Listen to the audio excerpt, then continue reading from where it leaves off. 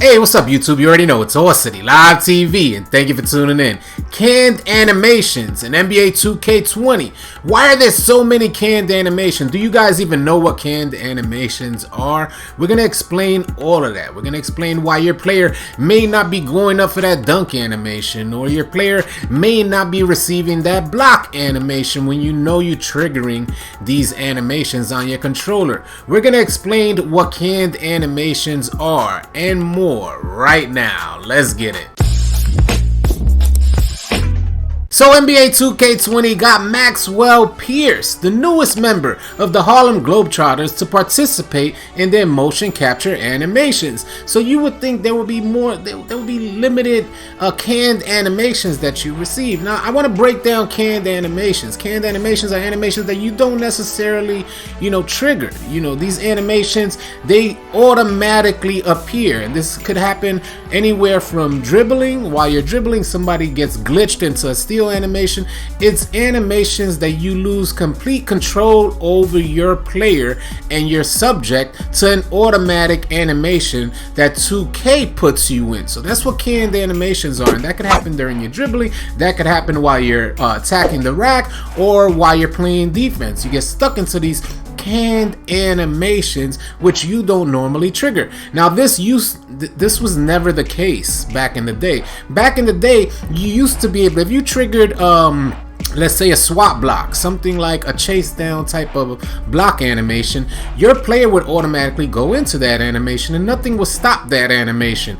Or if you trigger a flashy dunk animation, then your player is gonna do its best to complete that flashy dunk animation. So what's happening now in NBA 2K20 more than ever, at least that's what I've noticed in my personal opinion, what I've noticed is we receive more canned animations in NBA 2K20 than in previous years. Because in previous years, I used to have a glass cleaner in NBA 2K17, and I would give room, so I would give a slasher the lane so that I can come around the other way and perform a swap block animation while he goes for his flashy dunk animation. And it just made for more fun out there in the park or on the court. Unfortunately, this year, it seems like if you go for a swap block, you give a slasher the lane, you go for a swap block, and the slasher's coming in with his, or you go for a snatch block, whatever it is, a chase down type of block. The slasher's coming in along the other side, going for his flashy dunk animation. By the time you guys meet at the rim, 2K forces you into some type of weird layup animation, and both of you guys feel, the person that's attacking the rim and also the defender feels like, hey, that was completely out of my control. And this is what I want to kind of break down for you guys. Why is it that in NBA 2K20 you're stuck in these animations? And what I want to break down is, it seems like NBA 2K20 just kind of really limited the amount of animations to follow through. I can't really understand it. It seems to me, my own personal opinion, it seems to me that 2K limited the amount of follow through animations, and they put in that place, they put these like automatic canned animations. If you're dribbling out there, you perform a behind the back as a dribbler. You see the defender in the front of you, so you perform a behind the back, and now the defender automatic, and this could be a defender without any defensive attributes or a low amount of defensive attributes, and they automatically glitch into your player to get a, poke the ball loose or get a steal animation. It's extremely frustrating. I know a lot of you guys have been experiencing the same thing with canned animations, and if you can, what helps get the ball rolling, like I said in my previous video, is to kind of let 2K let them know that we're aware of what's going on, and it needs to stop. These canned animations are completely unnecessary, and it seems to me that this comes from the devs just being extremely lazy. So as you can see, they're going through the motion capture right now, but as you also can see, it's only on the offensive end. So what happens to the defense while they're capturing these dunk animations? What happens to the defensive end?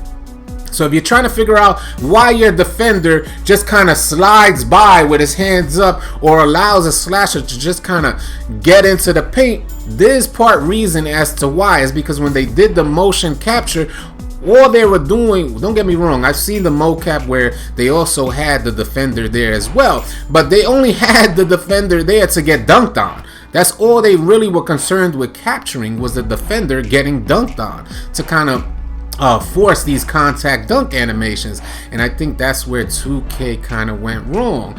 They didn't highlight the defender aspect, so the defender that gets a snatch block or gets a chase down block, things of that nature. They didn't really highlight those animations, but what they more so focused on was the finishing animation.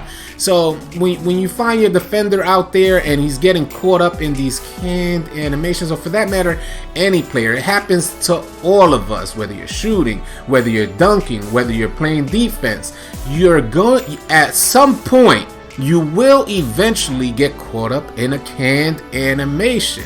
So again, to kind of get the ball rolling, things like liking the video and getting this video shared and out there to kind of let 2K know that, yo, we don't want canned animations. Bring us back to 2K17, where the canned animations were very limited and you felt fluid in your movement. You felt like you had control of your player.